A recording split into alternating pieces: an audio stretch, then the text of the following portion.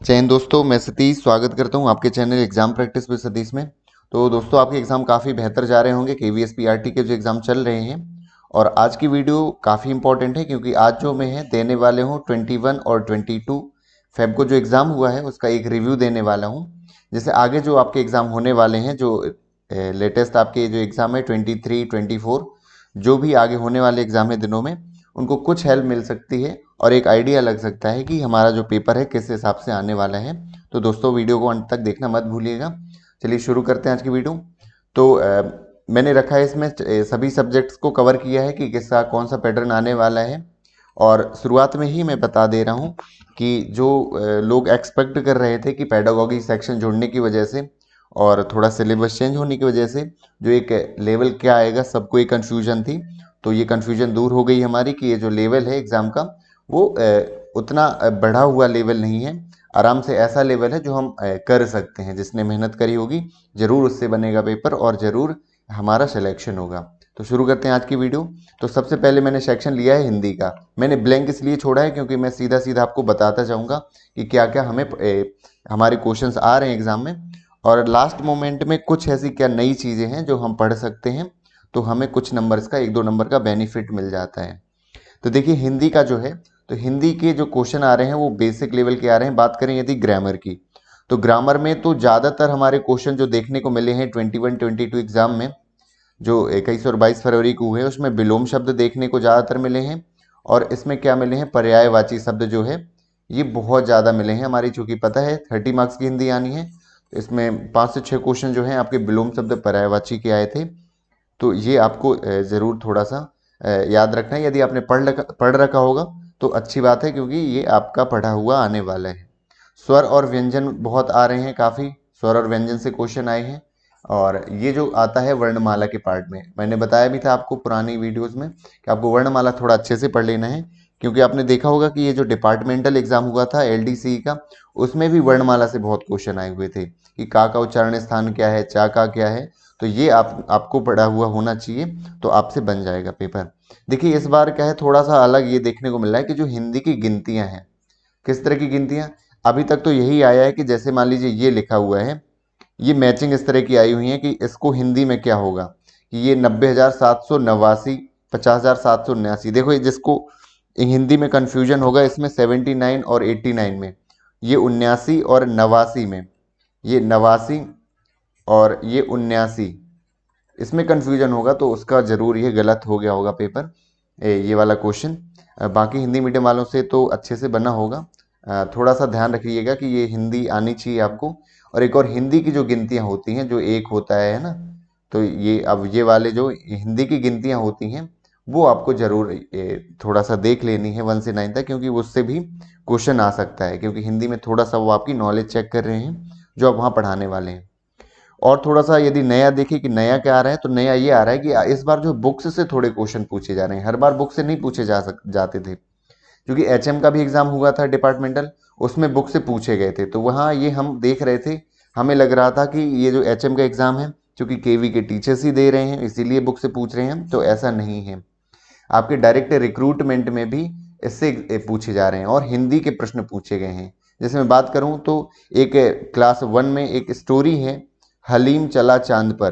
क्या है, हलीम चला चांद पर, एक स्टोरी थी। इसमें एक लड़का रहता है, एक काल्पनिक बताया गया है कि वो एक रॉकेट लेता है, जाता है चांद पर, है ना। वहाँ बीच में डरता भी है क्योंकि उसे चांद मिलता नहीं है।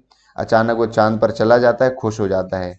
लेकिन जब वहाँ पर बड़े बड़े गड्ढे देखता है ये सब, तो वो फिर उसे अच्छा नहीं लगता, वो वापस पृथ्वी पर आ जाता है। तो देखिए, इस तरह की क्या है, ये आपको, यदि आपके पास यदि टाइम है 2-4 दिन का, तो जरूर आप कम से प्रायोरिटी रखिए, हिंदी की बुक्स की समरी पढ़ लीजिए। और जिन जिन के राइटर के नाम यदि बुक में लिखे हैं वो पूछे जा रहे हैं, तो वो थोड़ा सा देख लीजिएगा।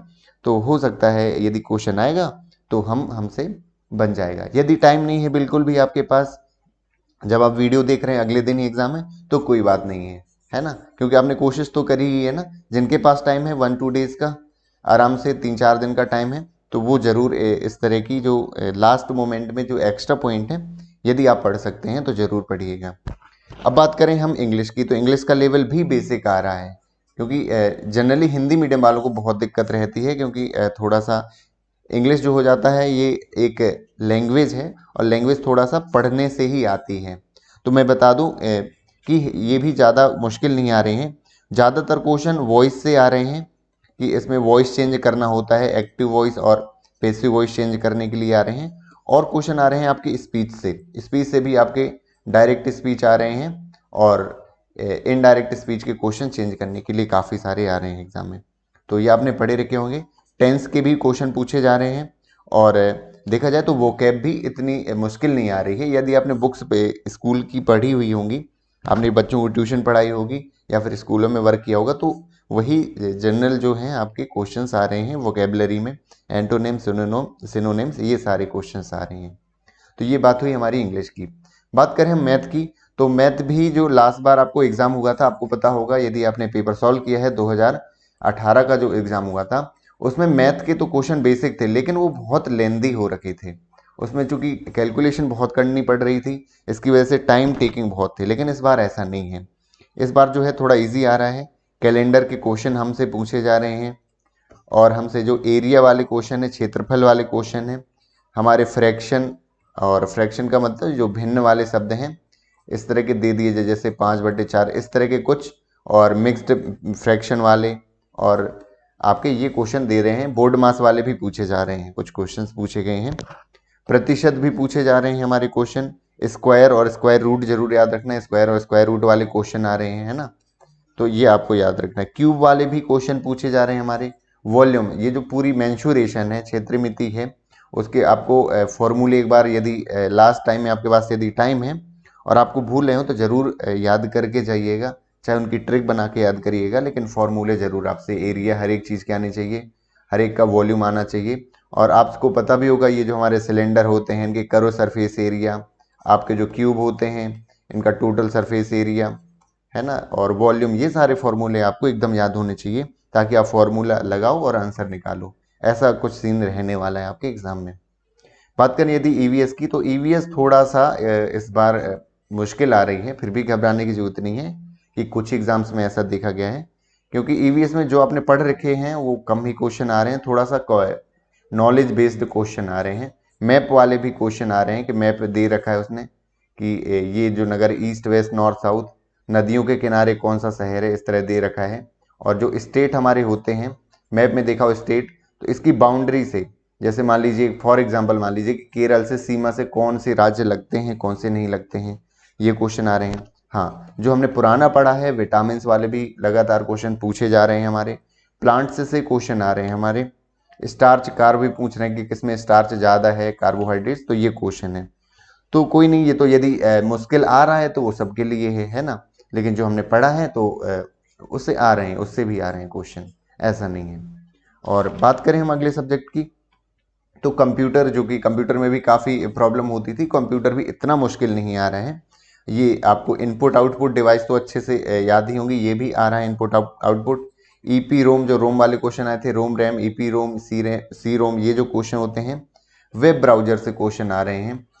वेब ब्राउजर एक बार देख लीजिएगा, क्योंकि ऐसा जनरली क्वेश्चन ऐसा आ जा रहा है कि निम्न में से कौन सा वेब ब्राउजर नहीं है। क्योंकि जो आपको देखा होगा, एक गूगल होता है, एक गूगल क्रोम होता है, एक आपका सर्च इंजन होता है, एक आपका वेब ब्राउजर होता है। तो डिफरेंस पूछ रहे हैं कि आपके ऑप्शंस में कौन सा वेब ब्राउजर है, कौन सा सर्च इंजन है, ये पूछा जा रहा है ना। आगे देखिए, ये जो हमने शुरू से ही हमने बताया था कि एमएस वर्ड वाले क्वेश्चन जो हैं, क्योंकि आप जब टीचर बनते हैं तो ज़्यादातर आपका काम एमएस ऑफिस में रहने वाला है, MS word, power point action. तो हाँ, एमएस वर्ड से पूछे गए हैं कुछ क्वेश्चन, और पीपीटी, पावर पॉइंट प्रेजेंटेशन से कुछ क्वेश्चन पूछे गए हैं। तो ये आपने पढ़े होंगे। आगे देखते हैं पेडागॉगी। अब मेन पार्ट आता है हमारा पेडागॉगी का। तो हम पेडागॉगी की, तो पेडागॉगी में जो क्वेश्चन आ रहे हैं, सबसे पहले आप याद रखिए कि ये जो अंडरस्टैंडिंग बेस्ड क्वेश्चन आ रहे हैं ज़्यादातर, कौन से आ रहे हैं, अंडरस्टैंडिंग बेस्ड, जिसमें आपको समझ करके उत्तर देना है। कोई ऐसा फैक्ट बहुत ज़्यादा नहीं आ रहे हैं, लेकिन फैक्ट चूंकि आपको पता है कि 60 नंबर का है, तो फैक्ट भी बहुत सारे पूछे जा रहे हैं, लेकिन अंडरस्टैंडिंग बेस्ड जो क्वेश्चन का क्राइटेरिया ज़्यादा है। तो बात करें किस तरह के क्वेश्चन आ रहे हैं, एक तो किशोरावस्था से आया था, मतलब एज से रिलेटेड क्वेश्चन आ रहे हैं। बच्चों की जो अवस्थाएं रहती हैं बालक की, जैसे ये एडोलेसेंस, किशोरावस्था जो है, इससे एक क्वेश्चन आया था कि क्या चेंजेस देखने को मिलते हैं। बात करें ईसीसी की, आप जो न्यू अलग से पॉलिसीज हैं, अर्ली चाइल्डहुड केयर एजुकेशन से क्वेश्चन आए थे आपके। एनसीएफ 2005 से आए थे कि एनसीएफ 2005 किसने बनाया, आपको पता है एनसीईआरटी जो जारी करती है। एक आरटी से बहुत सारे क्वेश्चन, आरटी से दो तीन क्वेश्चन आए हुए हैं। आरटी 2009 से वर्किंग आवर पर वीक पूछा गया है कि वर्किंग आवर कितने होने चाहिए। तो इसके लिए बता दूं, अभी आपने यदि वीडियो नहीं देखी, एक आरटी की मैंने स्पेशल वीडियो बना रखी है, लगभग 10 मिनट की होगी, तो जरूर देख लीजिएगा एक 2x की स्पीड में, क्योंकि उससे काफ़ी सारे क्वेश्चन बन सकते हैं, क्योंकि आरटी जो है काफ़ी इंपॉर्टेंट हो जाता है। एनईपी से ही तो पूछे जा रहे हैं काफ़ी सारे, आपको जनरल क्वेश्चन पूछे जा रहे हैं कि कौन सी एज में कौन सा स्टेज है, फाउंडेशनल स्टेज, प्रिपरेटरी स्टेज, उसके लिए एज क्या होगी, क्लास क्या होगी, ये पूछे जा रहे हैं। जो हमारी स्कीम थी मनोदर्पण, ये पूछे जा रहे हैं। आपकी दीक्षा, आपको पता है दीक्षा ऐप से मैंने बहुत सारे आपके क्वेश्चन करा रखे हैं, जो टीचर्स की ट्रेनिंग वगैरह होती है, तो दीक्षा ऐप से बिल्कुल क्वेश्चन आए थे दीक्षा से। भाषा से रिलेटेड क्वेश्चन आए थे, लैंग्वेज से, कि जो बच्चे की मदर टंग होती है और जो बाइलिंग ये जो मल्टीलिंगुअलिज्म का कॉन्सेप्ट है, उससे रिलेटेड क्वेश्चन आए थे। एक तो यही आ गया था कि शिक्षा शास्त्र पेडागोगी का हिंदी मतलब क्या होता है, ये क्वेश्चन आ गया था, तो शिक्षा शास्त्र जो है ये आया था। पेरेंट्स टीचर एसोसिएशन, इसका आपको क्वेश्चन आया था आपका। स्कूल में पाठ्यचर्या, एक करिकुलम से रिलेटेड आया था। एक आपका किससे आया था, करिकुलम से रिलेटेड, जो हम पढ़ते आ रहे हैं, ये आपको अच्छे से ही पता होगा, सिलेबस करिकुलम में डिफरेंस, और ये पढ़ के जाइएगा यदि आपके पास यदि टाइम है तो। डिसऑर्डर हमेशा से ही सीटेट में आते रहे हैं, इसमें भी आया था। तो ये पूछा गया था क्वेश्चन कि इनमें से कौन सा लर्निंग डिसऑर्डर नहीं है, और आपके यही क्वेश्चन, यही आपके ऑप्शन थे कि आपके डिसलेक्सिया हो गया है ना, डिसकैलकुलिया, डिसग्राफिया, और एक था ऑप्शन आपका ऑटिज्म। ऑटिज्म जिसको आप स्वलीनता कहते हैं हिंदी में, तो ये जो है एक लर्निंग डिसऑर्डर नहीं है। तो ये क्वेश्चन इस तरह का आया हुआ था। बात करें बाल वाटिका से भी काफ़ी क्वेश्चन पूछे गए हैं। बाल वाटिका से भी क्वेश्चन कुछ पूछे गए हैं, क्योंकि बाल वाटिका एक नया कॉन्सेप्ट है, जो कि स्टेट में इसको आंगनवाड़ी आपने सुना होगा, वहाँ जो शिक्षा दी जाती है, वही शिक्षा केंद्रीय विद्यालय में, सेंट्रल स्कूलों में आपके बाल वाटिका के नाम से दी जाती है। तो ये इससे रिलेटेड क्वेश्चन आया था। और यदि बात करें तो यही सारे क्वेश्चन थे, अंडरस्टैंडिंग बेस्ड थे। एचएम से रिलेटेड क्वेश्चन आए थे, एचएम के क्या कार्य होते हैं, वो शायद कुछ एक्स्ट्रा क्वेश्चन आए हुए थे, तो ये यदि आपको कहीं मिलते हैं तो पढ़ लेने, वरना मैं इसलिए बता रहा हूँ कि अंडरस्टैंडिंग बेस्ड है, तो यदि आपने ठीक से समझा होगा पेडागोगी को, एज अ टीचर आप मानते हैं खुद को, और ऐसा मान करके ही यदि पेपर सॉल्व करते हैं, तो क्वेश्चन बढ़ने की संभावना आपकी बन जाती है क्वेश्चन सॉल्व करने की। तो यही है, कुल मिला के बिल्कुल भी आपको घबराहट नहीं होनी चाहिए वहाँ पर जाते ही।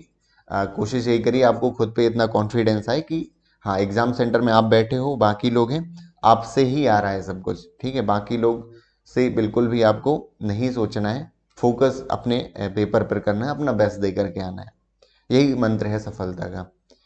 आगे देखते हैं, रीजनिंग और करंट अफेयर की बात करें तो करंट अफेयर तो ऐसा हो जाता है कि यदि आप टीचिंग लाइन से जुड़े हैं तो करंट अफेयर रेगुलर पढ़ नहीं रहे होंगे।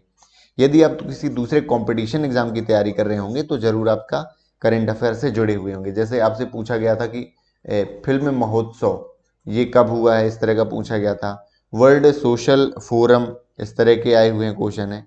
तो आपके जो करंट जो है ये ज़्यादा क्राइटेरिया रह रहा है। पता है आपको 5 नंबर का आना है, तो क्वेश्चन इस तरह के पूछे जा रहे हैं करंट से। रीजनिंग के जो क्वेश्चन है, तो रीजनिंग बहुत ही ईजी आ रही है, यदि आपने पहले पढ़ी भी है, थोड़ी भी रीजनिंग पढ़ी होगी, बहुत अच्छे से आपके धूमधाम से पेपर आपका जाएगा रीजनिंग वाला सेक्शन का।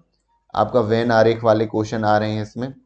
बात करें तो डायरेक्शन के की कोई राम है, वो पहले ईस्ट में जा रहा है, वेस्ट में जा रहा है, फिर आपका नॉर्थ में जा रहा है, और फिर आपका वेस्ट में जा रहा है, तो देखिए पूरा घूम करके बाद में इतनी हमें डिस्टेंस निकाल लेनी है। इस तरह के क्वेश्चन आए, जरूर आपने लगाए होंगे, तो बन जाएंगे, बहुत आसानी से बन जाएंगे। एक सिटिंग अरेंजमेंट आ रहा है, बैठक व्यवस्था, कि जैसे आपने पढ़े होंगे कि ABCD, ये इसके बगल में बैठा है, ये क्रम पूरा जब हम सॉल्व कर लेते हैं उसके बाद इससे क्वेश्चन बन जाते हैं, इसी में 3-4 क्वेश्चन।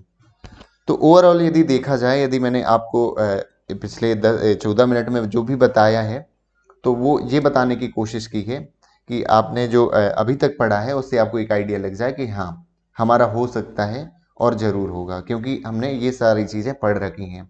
और जो कुछ आपको एक्स्ट्रा पॉइंट लगे हों और आपके पास यदि टाइम है तो ज़रूर पढ़ लीजिए, क्योंकि उससे एक चांसेस बन जाता है कि 1-2 मार्क्स, क्योंकि 1-2 मार्क्स भी यदि आपके इसमें आ रहे हैं तो वो आपके इंटरव्यू में डबल मार्क्स का सीधे सीधे फायदा देने वाले हैं कि जितने नंबर आप कट ऑफ से यहाँ 4 नंबर ज़्यादा ले आए तो समझ लीजिए 8 नंबर कम भी आएंगे आपके इंटरव्यू में, तो वहाँ पे चल जाएगा, ऐसा रहता है क्योंकि वेटेज आपका 70-30 का है। तो बेस्ट विशेष हैं आपके साथ। जरूर आप अच्छे से एग्जाम दीजिएगा, फोकस होकर के दीजिएगा, टेंशन बिल्कुल नहीं लेनी है। कई बार तो क्या है कि एकदम प्रेशर आ जाता है, टाइम हम देखने लगते हैं और कई बार टाइम मैनेजमेंट नहीं होता। प्रेशर की वजह से हमारे कई बनते हुए सवाल जो हैं, क्योंकि रीजनिंग वाले भी कई ऐसे मान लीजिए कि कई एग्जाम आपने दिए होंगे, ऐसे क्वेश्चन आ जाते हैं कि इतना प्रेशर है, रीजनिंग की सीरीज ही हमसे नहीं बन रही है, सीरीज में लॉजिक ही नहीं लग पा रहा है। इसलिए शांत मन से दीजिए पेपर। और यदि मैथ और रीजनिंग में खास करके बता दूं, सिंपल क्वेश्चन है लेकिन फिर भी आपका टाइम लग रहा है, सोचिए 2 मिनट लग गया आपको टाइम किसी एक क्वेश्चन में, नहीं आ रहा है क्वेश्चन, तो वहीं पे छोड़ दीजिए आप क्वेश्चन, उसको चैलेंज मत करिए कि मैं इसको करके ही रहूंगा, क्योंकि आपके पास टाइम कम है। क्वेश्चंस का नंबर जो है वो पूरे आपके 180 है। बाकी पेपर सॉल्व कर लीजिए, क्या पता जो क्वेश्चन आपसे नहीं बन रहा बाकी क्वेश्चन करने के बाद आपने सॉल्व किया और आपसे बन जाए, है ना। तो बिल्कुल आप अच्छे से करिए, बेस्ट विशेष से आपके साथ। जल्दी आप इस एग्ज़ाम को क्वालिफाई करिए, फिर जल्दी मैं इंटरव्यू की भी प्रिपरेशन करवाऊंगा, क्योंकि इंटरव्यू का काफ़ी अच्छा एक्सपीरियंस है। और मैं ये बताऊं, आप किसी कोर्स को मत लीजिएगा, प्राइवेट कोर्स को, क्योंकि ये सबका एक्सपीरियंस है जो परमानेंट टीचर्स हैं, मेरे साथ काम करते हैं, कई लोगों ने कोर्स इवन मैंने भी ले रखा है, तो मेरा पर्सनल एक्सपीरियंस है कि उससे एक नंबर का भी नहीं पूछा जाता है। बिल्कुल आप यदि कोई मॉक इंटरव्यू दे रहे हो तो ज़रूर आप ले सकते हैं कि मॉक इंटरव्यू दे दीजिए आप, आसपास आपके कोई ये तो बाद की बात हो गई, तो कि आपके आसपास कोई टीचर हैं, कोई प्रिंसिपल हैं, तो और मैं भी आपकी परमानेंट तैयारी करवाऊंगा, सबके इंटरव्यू शेयर करवाऊंगा यहाँ पर आपके इस चैनल, हमारे इस चैनल पर, कि किसका कैसा गया था, क्योंकि वो एक रियल एक्सपीरियंस है। जो प्राइवेट चैनल्स हैं कोचिंग्स वाले, वो रियल एक्सपीरियंस नहीं शेयर कर पाएंगे जो यहाँ के परमानेंट टीचर्स शेयर कर सकते हैं। तो चलिए, चूंकि अभी आपका एग्जाम है, बहुत कम टाइम होगा, क्योंकि हो सकता है जब आप वीडियो देख रहे हो आपका अगले दिन ही एग्जाम हो, तो बिल्कुल घबराइए मत, आराम से पेपर दीजिएगा, बहुत अच्छा पेपर जाएगा, बेस्ट विशेस आपके साथ हैं। So thank you so much for watching this video, मिलते हैं अगली वीडियो में।